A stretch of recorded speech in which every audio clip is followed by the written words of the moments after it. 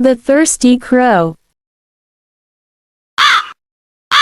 One hot day, a crow was very thirsty.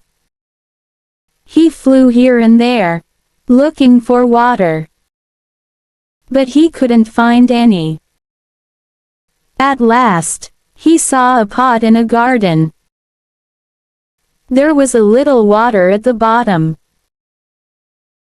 His beak couldn't reach it. He looked around, and saw some pebbles nearby. The crow got an idea. He picked up the stones one by one, and dropped them into the pot. Slowly the water came up. The crow drank the water, and flew away happily. Moral: if you really want something and think smartly, you can find a way.